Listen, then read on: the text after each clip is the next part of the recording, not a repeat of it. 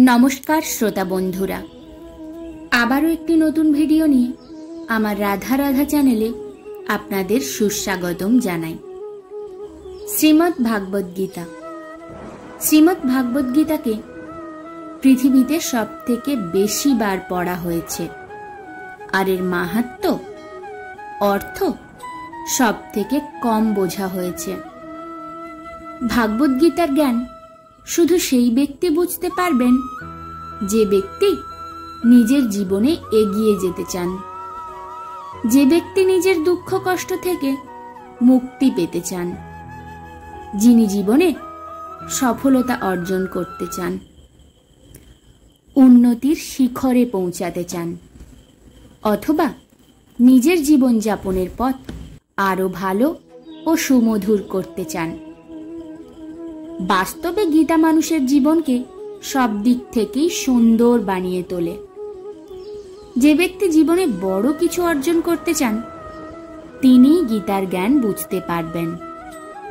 जिनि शुधु मनोरंजन बा शुधु निजेर जानार जगत के बृद्धि करते चान तिनी गीतार आसल अर्थ आसल माहात्म्य कखनोई बुझते पारबेन ना। वास्तवे गीतार आसल काज एटाई जे आपनार सकल समस्यार समाधान आपनाके देवा, आपनार सकल प्रश्नेर उत्तर आपनाके देवा एवं आपनाके जीवने एगिए जाওয়ার জন্য সঠিক পথ দেখানো। आज আমরা সেই ভগবত গীতার 10টি উপদেশ নিয়ে চর্চা করব। শ্রীমদ্ ভাগবত গীতার প্রথম শিক্ষা। এটা কলিযুগ। এই কলিযুগ অর্থ আর স্বার্থের যুগ। এর মানে বর্তমান যুগে লোক আপনার সঙ্গে শুধু তখনই সম্পর্ক রাখবে, আপনার সঙ্গে শুধু তখনই ভালোবেসে কথা বলবে যখন আপনার থেকে তাদের কোনো কাজ করিয়ে নেওয়ার থাকে অথবা আপনার থেকে অর্থ প্রাপ্তি করতে পারবে। আজকের সময়ে কারোর মিষ্টি শব্দ শুনে তার চরিত্রকে ভালো ভেবে নেবেন না। এই মিষ্টি শব্দ আপনাকে ফাঁসানোর জন্য বলা হয়ে থাকে। যেই কারোর স্বার্থ আপনার থেকে পূরণ হয়ে যায় বা স্বার্থ ফুরিয়ে যায় তারপর জানা যায় ওই ব্যক্তির আসল শব্দ মিষ্টি নাকি তেতো।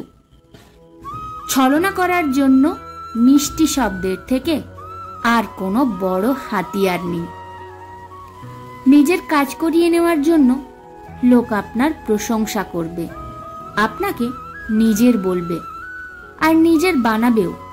নিজের কাজ করিয়ে নেওয়ার জন্য লোক আপনার সঙ্গে সম্পর্ক জুড়বে, কিন্তু যদি আপনি তাদের এই ব্যবহারকে সত্যি ভেবে ফেঁসে যান তাহলে ভবিষ্যতে গিয়ে আপনার হৃদয়ে অনেক বড় আঘাত লাগবে।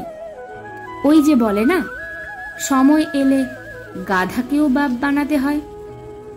বাস্তবে এটা সেই যুগই চলছে যেখানে লোক নিজের স্বার্থ পূরণ করার জন্য অনেক নিচে নামতে পারে। এক শহরে এক গুরুজির নাম খুব প্রসিদ্ধ ছিল, লোকেরা ওনাকে খুব মানতেন। ওখানকার এক ব্যবসায়ী ওই গুরুজির কাছে গেলেন এবং বললেন, আমাকে আপনার শিষ্য বানিয়ে নিন আর আমাকে দীক্ষা দিন। গুরুজি ওই ব্যবসায়ীকে দীক্ষা দিয়ে নিজের শিষ্য বানিয়ে নিলেন। দ্বিতীয় দিন ব্যবসায়ী নিজের গুরুজির ছবি তার দোকানে লাগিয়ে নিলেন। লোকেরা যখন তার দোকানের সামনে থেকে যাচ্ছিল তখন ব্যবসায়ী লোকেদের বলতে লাগলেন, আপনারা আমার কাছ থেকে দ্রব্য সামগ্রী কিনুন, সব থেকে সস্তা আর সব থেকে ভালো জিনিস আমি বিক্রি করি। আমি আমার গুরুজির প্রতিজ্ঞা করে বলছি, আমি আপনাদের কাছ থেকে কোনো রকম লাভ করছি না। ধীরে ধীরে সেই কথা গুরুজির কান পর্যন্ত পৌঁছে গেল। কোনো এক ব্যক্তি আপনার নাম করে আপনার নামে প্রতিজ্ঞা করে লোকেদের জিনিস বিক্রি করে, লোকেদের বোকা বানাচ্ছে। আর লোক তার কাছে এজন্য যায় কারণ সে আপনার শিষ্য, এমনটি সে আপনার প্রতিজ্ঞা করে বলে। আর লোকেরা তার উপর ভরসা করে নেয়। যে নিজের গুরুর প্রতিজ্ঞা করে সে কি করে মানুষকে ধোঁকা দিতে পারে? একদিন গুরুজি তার দোকানে গেলেন। গুরুজি গিয়ে দেখলেন বাস্তবেই ওই ব্যবসায়ী প্রতিজ্ঞা করে লোকেদের জিনিস বিক্রি করছে। গুরুজি ওই ব্যক্তিকে বললেন, তুমি আমার শিষ্য হয়ে লোকেদের ধোঁকা কি করে দাও? তোমার তো ভালো কর্ম করা উচিত। তখন ওই ব্যবসায়ী গুরুজিকে বললেন, আমি গুরু শিষ্য কিছু বুঝি না, আমি তো শুধু আমার লাভ বুঝি।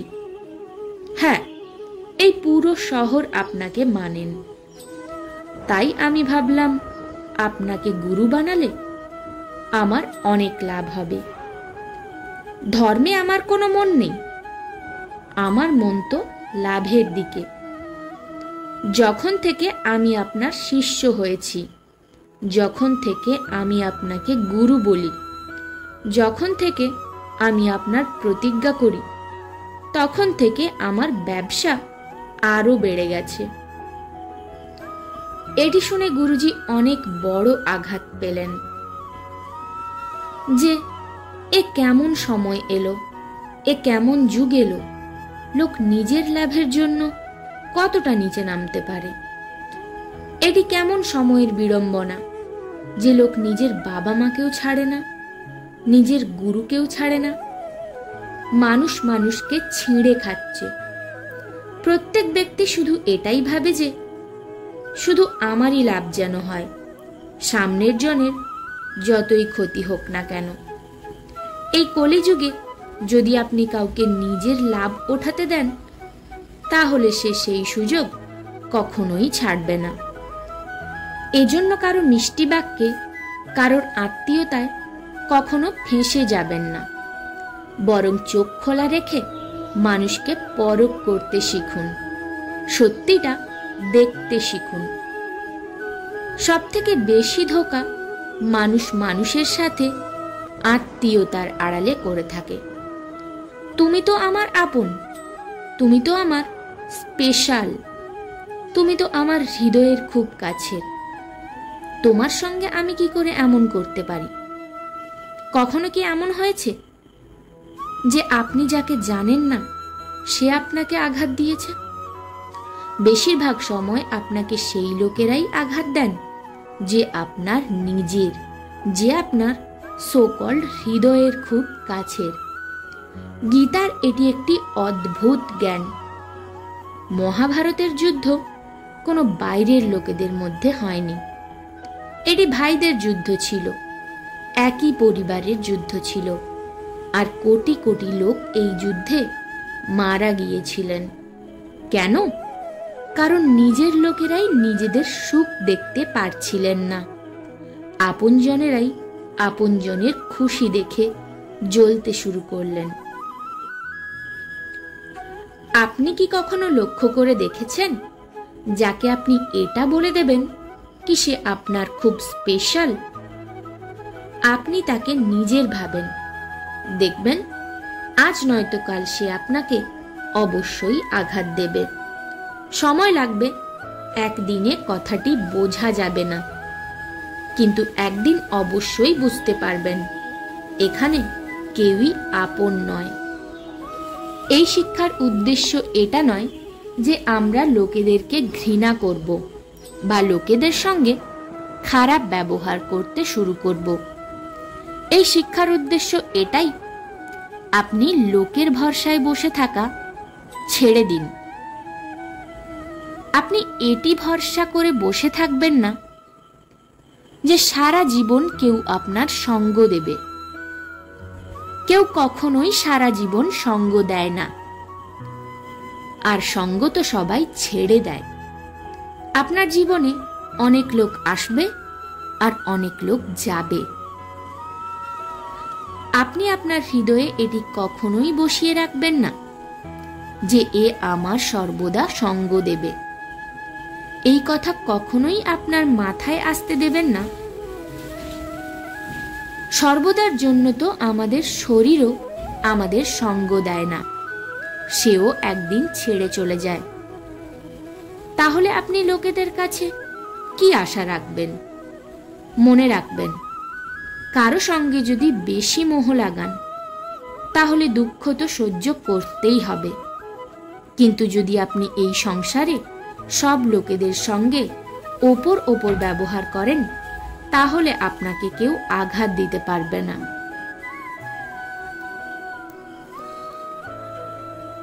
শ্রীমদ্ ভাগবত গীতার দ্বিতীয় শিক্ষা।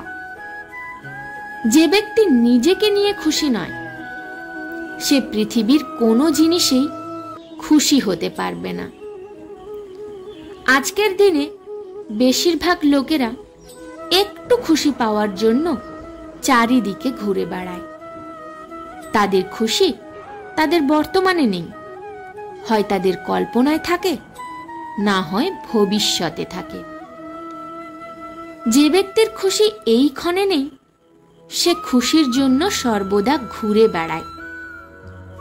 যে ব্যক্তি নিজেকে নিয়ে খুশি নয় সে ব্যক্তি যদি কোনো সম্পর্কে যুক্ত হয় তাহলে সেই সম্পর্ক থেকেও সে দুঃখই পাবে।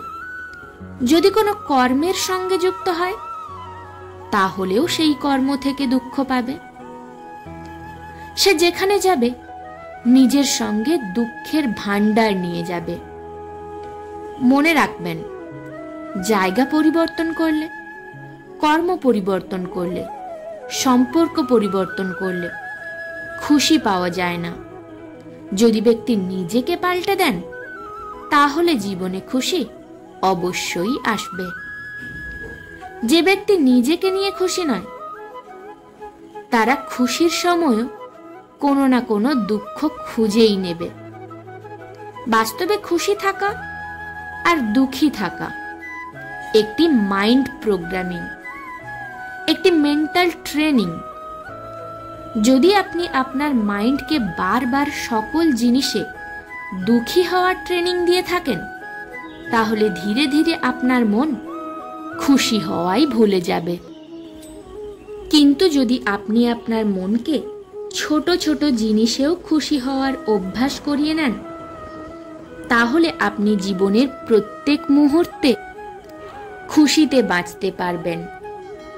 এটুকু কথা যদি কেউ বুঝতে পারে যে খুশি আর দুঃখ আমাদের মাইন্ডের প্রোগ্রামিং এর দ্বারা চলে তাহলে আপনি আপনার জীবন খুশিতে ভরিয়ে তুলতে পারবেন বা নিজের জীবনকে দুঃখের অন্ধকারে ঠেলে দিতে পারেন। এজন্য এটিকে বোঝা খুবই গুরুত্বপূর্ণ যে জীবনে যদি খুশিতে থাকতে চান তাহলে ছোট ছোট জিনিসেও খুশিকে খুঁজে নেওয়ার চোখ রাখতে হবে। না হলে বড় থেকে বড়তর খুশিতেও আপনার মন দুঃখই খুঁজে নেবেন। শ্রীমদ্ ভাগবত গীতার তৃতীয় শিক্ষা। এই পৃথিবীতে পরাজিত ব্যক্তি আর কষ্টে থাকা ব্যক্তিদের কেউ সাহায্য করে না। যদি কোনো ব্যক্তি একটু সফলতা অর্জন করে নেয় তাহলে তাতে কেউই খুশি হয় না। এজন্য নিজের দুঃখ কাউকে বলবেন না আর নিজের সুখ কারোর আগে দেখানোর দরকার নেই, দেখানোর আবশ্যকতা নেই। যদি আপনি আপনার দুঃখ পৃথিবীর সামনে শেয়ার করেন, লোকেদের সঙ্গে শেয়ার করেন, তাহলে লোক আপনার থেকে দূরে চলে যাওয়া শুরু করে দেবে। কারণ তারা জানে এর যত কাছে থাকবো এর দুঃখ শুনতে হবে আর এ কখনোই আমাদের সাহায্য করতে পারবে না। এজন্য এটাই ভালো কি এর থেকে দূরে থাকো।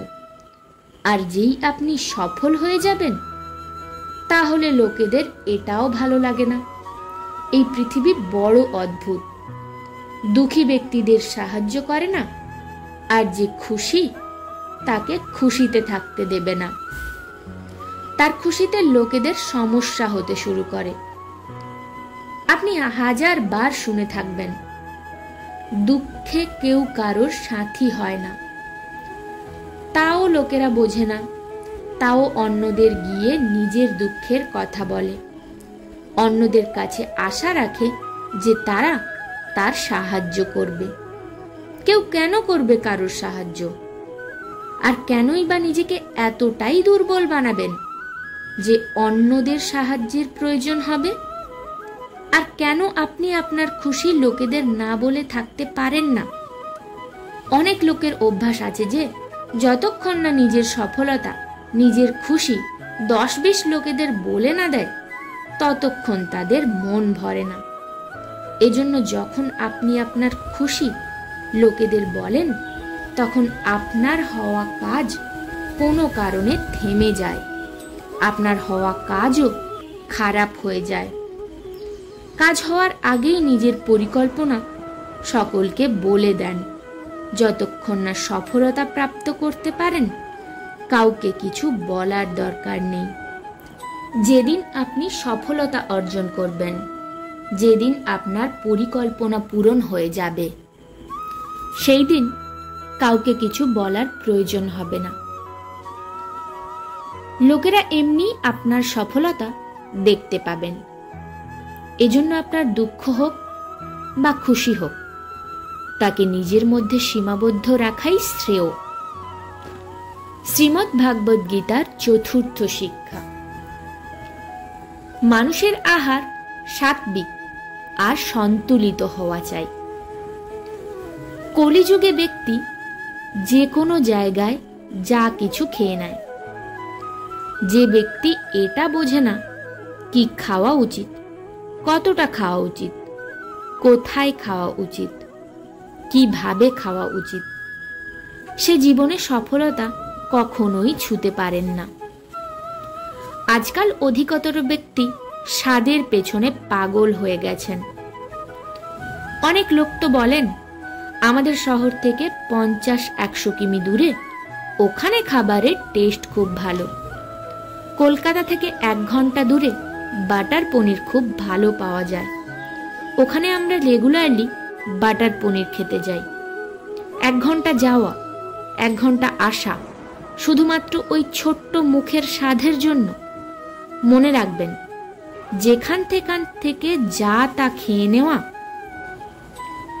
মনে রাখবেন সেখান থেকে যা তা খেয়ে নেন। ওই ভোজনে, ওই খাদ্যে ভালোবাসা আছে তো, পবিত্রতা আছে তো? আদৌ কি ওই ব্যক্তি আপনাকে ভালোবেসে খাদ্য খাওয়াচ্ছেন? আদৌ কি খাবার বানানোর সময় পবিত্রতার খেয়াল রাখছেন? কিন্তু লোকেদের এই সবে কোনো যায় আসে না। কেবল মুখে স্বাদ আসা চাই। তাতে যদি 10 দিনের বাসি পচা খাবারও দেওয়া হয়, তাহলেও কোনো অসুবিধা নেই। শুধু টেস্ট ভালো হতে হবে। আজকের সময় লোকেদের খাবার কোনো নিয়ম নেই, কোনো ধর্ম নেই। সকাল হোক, সন্ধে হোক বা রাত, যখন মন হচ্ছে তখন খাচ্ছে। যদি শরীর খারাপও হয়ে থাকে, তাহলেও খেতে হবে। যদি শরীরে সহ্য না হয়, তাহলেও তা খেতে হবে। কোথাও কোথাও তো খাবারের জন্য 1-2 ঘন্টা লাইনে দাঁড়িয়ে থাকতে হয়। অদ্ভুত লোক সব। ট্রাফিকে এমন ভাবে গাড়ি চালায় যেন কোথাও কোনো ভূমিকম্প এসে গেছে। 1 সেকেন্ডও দাঁড়াতে পারে না। গাড়িগুলি একে অপরের ওপর চালিয়ে দেয়। শুধু আমাদের আগে যেতে হবে। যখন খাবারের কথা আসে, তখন ঘন্টার পর ঘন্টা লাইনে দাঁড়িয়ে থাকে। আজকের সময় লোকেরা মুখের স্বাদকে খুবই গুরুত্ব দিয়ে রেখেছেন, যেন খাওয়াই তাদের জীবনের একমাত্র লক্ষ্য। কিন্তু শ্রীমদ্ ভাগবত গীতা এটা শেখায়, মানুষ যেমন আহার খায়, তার মনও ঠিক তেমনি হয়। আর তিনি তেমনই কর্ম করেন, আর তেমনই এক্সপিরিয়েন্সকে ফিল করে থাকেন। শ্রীকৃষ্ণ বলেন, সাত্বিক অন্নের দ্বারা মানুষের মন শান্ত থাকে, মানুষের মন খুশি থাকে। আর যারা তামসিক আর রাজসিক আহার করেন, তাদের মন খিটখিটে হতে থাকে। লোকেরা খুব তাড়াতাড়ি রেগে যায়, মনও সর্বদা অশান্ত থাকে। যে খাবার আপনি আপনার শরীরে দিচ্ছেন তাকে হালকাভাবে নেবেন না।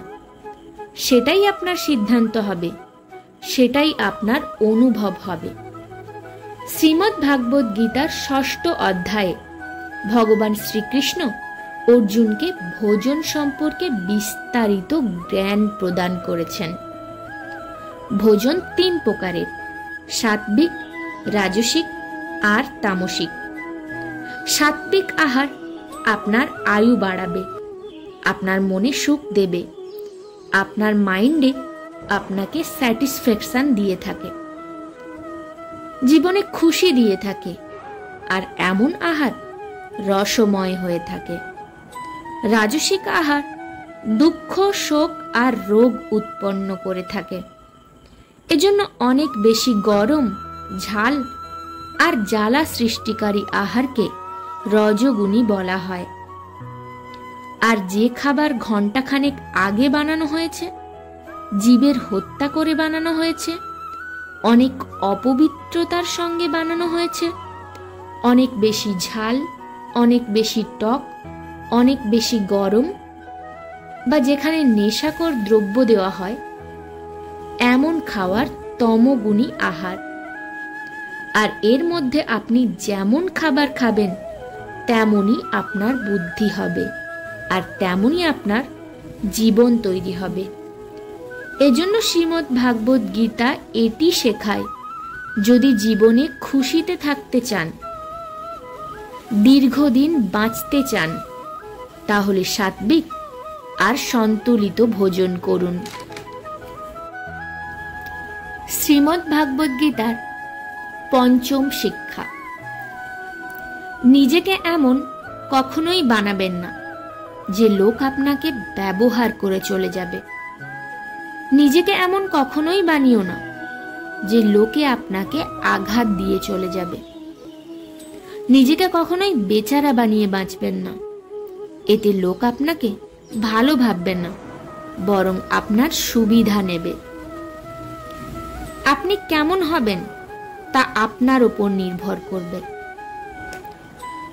যদি লোকেরা এসে আপনাকে সহজেই আঘাত দিয়ে চলে যায়, আপনার ব্যবহার করে চলে যায়, তাহলে গুরুত্ব দিতে হবে যে এমন কি কারণ আছে যে লোকেরা সহজেই আপনাকে আঘাত দিয়ে চলে যায়। কিন্তু অনেক লোক পৃথিবীতে এমন আছে যাদের সঙ্গে কথা বলতেই লোকেরা ভয় পায়। যে ব্যক্তির মন শক্তিশালী তাকে কেউ কখনোই আঘাত দিতে পারে না, কিন্তু যিনি মন থেকেই দুর্বল তাকে আঘাত দেওয়া খুবই সহজ। এজন্য এটা খুবই জরুরি, আপনার মনকে শক্তিশালী করুন। আপনার বিচার, আপনার সিদ্ধান্তকে শক্তিশালী করুন। দুর্বল মন আর দুর্বল বিচার নিয়ে বাঁচলে জায়গায় জায়গায় আঘাত পাবেন, ঠোকর খাবেন। এজন্য নিজেকে এমন কখনোই বানাবেন না যে কেউ এসে আপনাকে আঘাত দিয়ে চলে যায়। শ্রীমদ্ ভাগবত গীতার 6ষ্ঠ শিক্ষা: মানুষকে অপকর্ম ত্যাগ করে সর্বদা সৎ কর্ম করা উচিত। মানুষ যে কোনো কার্য শুধু নিজের স্বার্থের জন্য করে থাকে। নিজের স্বার্থ পূরণ করতে করতে কখন যে অপকর্মে লিপ্ত হয়ে যায়, কখন খারাপ কাজে লিপ্ত হয়ে যায়, সে জানতেই পারে না। কিন্তু যখন কর্ম করার সময় মনে নিঃস্বার্থ ভাব আসে, লোভ না আসে, তাহলে সেই ব্যক্তি অপকর্ম থেকে দূরে থাকে। কারণ লোভ এমন একটা জিনিস যে ভালো আর মন্দের বোধ শেষ করে দেয়, ঠিক ভুলের মধ্যে পার্থক্য শেষ করে দেয়। এজন্য যে ব্যক্তি নিজের লোভ, নিজের স্বার্থ ছাড়তে পারে না, সে কখনো কারো ভালো করতে পারে না। এমন ব্যক্তি না সমাজের সেবা করতে পারে, না লোকের সেবা করতে পারে, আর না নিজের দেশের সেবা করতে পারে। কেননা ওই ব্যক্তির লক্ষ্য শুধু তার নিজের লাভ বুঝে নেওয়া, শুধু নিজের ভালো বুঝে নেওয়া, শুধু নিজের পেট ভরে নেওয়া। একজন লোভে পরিপূর্ণ ব্যক্তি অন্যায় করতেও দেরি করে না, কোনো অপরাধ করতেও দেরি করে না। এজন্য জীবনে নিজের স্বার্থ থেকে একটু ওপরে উঠে বাঁচা দরকার। কারণ কর্মের চক্র এমন যে যা করেছে তার ফল তাকে অবশ্যই ভোগ করতে হবে। যে যেমন বীজ রোপণ করেছেন তার ফল সে অবশ্যই পাবে। যদি কেউ কাঁটা রোপণ করেন তবে সে কাঁটা পাবে, যদি কেউ ফুল রোপণ করেন তাহলে জীবনও তাকে ফুলের মতো স্বাগতম জানাবে। শ্রীমদ্ ভাগবত গীতার সপ্তম শিক্ষা। যে ব্যক্তি নিজের জীবনে, নিজের চারপাশের জগতে, নিজের সম্পর্কের মধ্যেও সর্বদা সবকিছু খারাপ দেখে, সবকিছু ভুল দেখে, সেই রকম ব্যক্তি খুব তাড়াতাড়ি ডিপ্রেশনে চলে যায়। যে ব্যক্তি তার জীবনে একটুও খুশি খুঁজে না পান, খুশি থাকার একটাও কারণ দেখতে পায় না, তার হ্যাপি হরমোনস ধীরে ধীরে কম হতে থাকে, আর একাকিত্ব, উদাসীনতা, ডিপ্রেশন তার জীবনে বাড়তে থাকে। মানলাম বাইরের পরিস্থিতি আপনি কন্ট্রোল করতে পারবেন না, কিন্তু ওই পরিস্থিতিতে খুশি থাকতে চান নাকি দুঃখী থাকতে চান, সেই চয়েসটা কিন্তু পুরোটাই আপনার। অনেক লোক বলেন এমন পরিস্থিতিতে কেউ কি করে খুশি থাকতে পারে, তাহলে দুঃখী থাকো। আর যদি দুঃখী থাকতে পছন্দ না করো তাহলে পরিস্থিতিকে বদলানোর চেষ্টা করো। আর কোনো অপশন নেই আপনার কাছে, হয় যে পরিস্থিতি চলছে তাতে খুশি থাকুন, আর যদি সেই পরিস্থিতি পছন্দ না হয় তাহলে সেই পরিস্থিতিকে বদলে দাও। যদি দুটির মধ্যে কোনো একটিও না করতে পারেন তাহলে সর্বদা দুটির মধ্যে পিষা হবেন। কারণ না তো আপনি পরিস্থিতি বদলাতে পারছেন, আর না তো আপনি আপনার সিদ্ধান্ত বদলাতে পারছেন। খুশি থাকতে চাইলে দুটির মধ্যে একটি তো বদলাতেই হবে, হয় পরিস্থিতি বদলান, না হয় নিজের মনের বিচার বদলান। যদি না বদলাতে পারেন তাহলে দুঃখী থাকার জন্য প্রস্তুত থাকুন। শ্রীমদ্ ভাগবত গীতার অষ্টম শিক্ষা। কোনো নির্দোষ ব্যক্তিকে ধোঁকা দেওয়া, প্রতারণা করা, কোনো কারণ ছাড়াই জেনে শুনে তার মনে আঘাত দেওয়া এই পৃথিবীর সব থেকে বড় পাপ বলে মানা হয়। শ্রী বেদব্যাসজি মহারাজ, যিনি মহাভারতের রচনা করেছেন, 18 পুরাণের রচনা করেছেন, ওনাকে কেউ জিজ্ঞাসা করেছিলেন, আপনি এত সব শাস্ত্র লিখেছেন, এত পুস্তক লিখেছেন, এত কেউ কি করে পড়তে পারে? আপনি এই সকল পুস্তকের সার বলে দিন, এক শিক্ষা বলে দিন, এই সব গ্রন্থে কি লেখা আছে। তখন ব্যাসদেবজি বললেন, পরোপকারায় পুণ্যায়ম পাপয় পরপীড়ানম অষ্টাদশ পুরাণেষু ব্যাসস্য বচনম দ্বয়। ব্যাসজি বলতে থাকেন, আমি প্রত্যেক শাস্ত্রে দুটি কথা বিশেষভাবে লিখেছি। আমার লেখা সকল শাস্ত্রের সার দুটি কথার মধ্যে সীমাবদ্ধ। প্রথমত, কারোর মনকে খুশি করা সব থেকে বড় পরোপকার, সবচেয়ে বড় ধর্ম। দ্বিতীয়ত, কারোর হৃদয়ে দুঃখ দেওয়া, কারোর হৃদয়ে আঘাত দেওয়া সব থেকে বড় পাপ। শ্রীমদ্ ভাগবত গীতার নবম শিক্ষা। যতক্ষণ আপনি অন্যের থেকে সম্মান প্রাপ্তির আশা করবেন, ততক্ষণ আপনার অপমান হতে থাকবে। যতক্ষণ আপনার ইচ্ছে হয় যে কেউ আপনার কদর করবে, ততক্ষণ আপনার কোনো কদর নেই, কেউ কদর করবে না। সম্মান যারা চায় তাদের অপমান নিশ্চিত হয়ে থাকে। আপনি কখনো লক্ষ্য করে দেখবেন, যে ব্যক্তি সম্মান পাওয়ার জন্য সবথেকে বেশি লোভ থাকে, সে ব্যক্তি জায়গায় জায়গায় নিজেকে অপমানিত বোধ করেন। ওই যে বলে না, বিয়েতে পিসমশাই মুখ ফুলিয়ে বসে থাকে। প্রত্যেক জিনিসে, প্রত্যেক বিষয়ে নিজেকে অপমানিত বোধ করেন। কেন? কারণ ওনার মনে সম্মান পাওয়ার ইচ্ছা থাকে, আর এই সম্মান পাওয়ার কামনাই ওনাকে জায়গায় জায়গায় অপমানিত বোধ করায়। যদিও কেউ ওনার কিছু করে না, কিন্তু যখন সেই জায়গায় সম্মান পাওয়ার আশা করে বসেন, তার জন্যই ওনার মনে হয় প্রত্যেক জায়গায় আমার অপমান হচ্ছে। এই পৃথিবীতে অদ্ভুত কিছু চক্র আছে।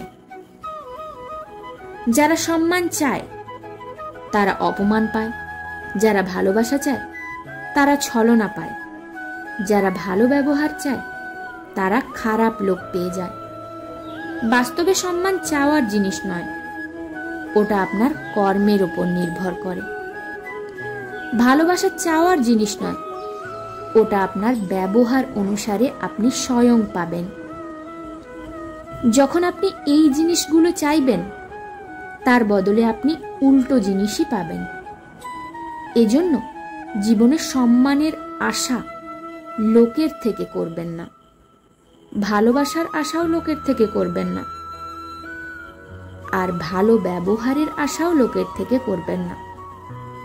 অনেক লোককে বলতে শুনবেন, আমি কমসে কম এটা তো ডিজার্ভ করি যে সামনের জন আমার সঙ্গে ভালো ব্যবহার করবে। সামনের জন আপনার সঙ্গে কেমন ব্যবহার করবে আপনি তা কন্ট্রোল করতে পারবেন না, সেটা তার জন্য পুরোপুরি স্বাধীন। সে আপনার সঙ্গে খারাপ ব্যবহার করুক বা ভালো ব্যবহার করুক, আপনি তার জন্য কিছু করতে পারবেন না। কোনো জিনিসকে চাওয়াই ছেড়ে দিন যাতে আপনার কন্ট্রোল নেই। হ্যাঁ, ভালো ব্যবহার করা সেটা আপনার হাতে আছে, লোকেদের ভালোবাসা সেটাও আপনার হাতে আছে, লোকেদের সম্মান দেওয়া সেটাও আপনার হাতে আছে। কিন্তু তার পরিবর্তে নিজের জন্য এসব চাওয়া, সেটা কখনোই আপনার হাতে নেই। কিন্তু যেই মুহূর্তে আপনি সম্মান, প্রেম এবং ভালো ব্যবহার চাওয়া ছেড়ে দেবেন, প্রকৃতি নিজে থেকেই এই সব জিনিস আপনাকে দেওয়া শুরু করে দেবে।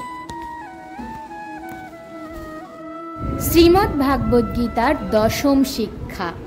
যদি দুঃখ থেকে মুক্তি পেতে চান, তাহলে যা কিছু ভগবান আপনাকে আপনার জীবনে দিয়েছেন, সে যাই হোক না কেন, সেটা মানুষ হতে পারে, সেটা জব হতে পারে, ঘর হতে পারে বা গাড়ি হতে পারে, আপনার কাছে যা কিছু আছে তার জন্য দিনে 3 বার ভগবানকে ধন্যবাদ অবশ্যই করুন। কারণ যারা ধন্যবাদের ভাবে বাঁচেন, তাদের জীবন থেকে অভিযোগের ভাব চলে যায়। আর যারা নিজের জীবনের কোনো কিছুতেই কোনো অভিযোগ করে না, তার জীবনে দুঃখ টিকতে পারে না। খুব সিম্পল একটা ক্যালকুলেশন। যদি আপনার জীবনে 100% ধন্যবাদের ভাব থাকে, গ্র্যাটিটিউডের ভাব থাকে, তাহলে অভিযোগ আর মনের দুঃখ 0% থাকবে।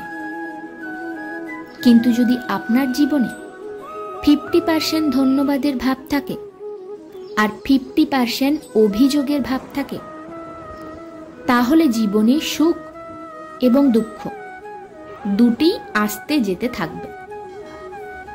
কিন্তু যদি আপনার জীবনে 0% ধন্যবাদের ভাব আর 100% অভিযোগের ভাব থাকে, তাহলে আপনার মন সর্বদা দুঃখী থাকবে।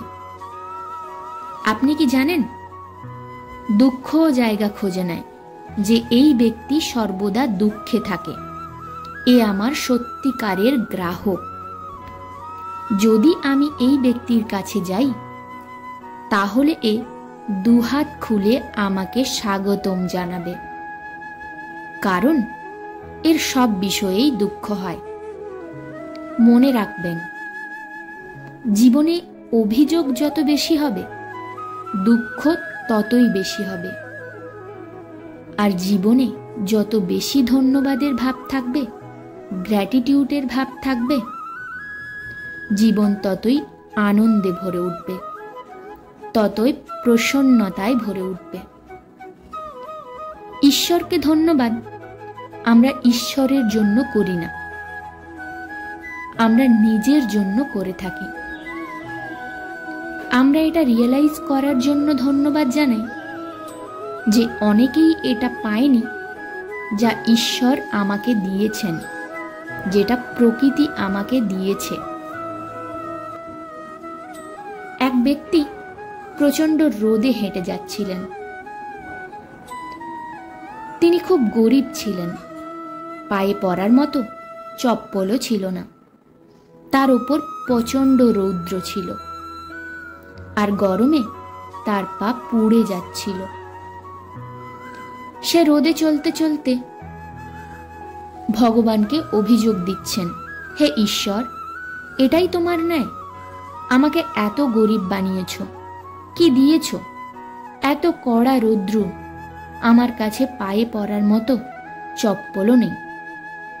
উনি ঈশ্বরকে এই অভিযোগ করতেই যাচ্ছিলেন, তখন ওনার সামনে থেকে এক ব্যক্তি গেলেন, যে মাটিতে ঘষতে ঘষতে চলছিলেন, যে তার কাছে পাই ছিল না। যখন সেই ব্যক্তিকে দেখল, তখন তার মন সেই মুহূর্তে ধন্যবাদে ভরে গেল। হে ঈশ্বর, তোমাকে কোটি কোটি ধন্যবাদ। আমাকে অন্তত চলার মতো পা তো দিয়েছ। এই বেচারার কাছে তো পাও নেই। জীবনে যখনই অভিযোগ আসবে, তখন একবার সেই লোকেদের দিকে তাকিয়ে দেখবেন যারা সেই সব জিনিস পাওয়ার জন্য চেষ্টা করছে যা ভগবান আপনাকে দিয়েছেন। চয়েস আপনার। যদি জীবনে অভিযোগ করেন, তাহলে দুঃখ আপনার সাথী হয়ে দাঁড়িয়ে যাবে। যদি আপনি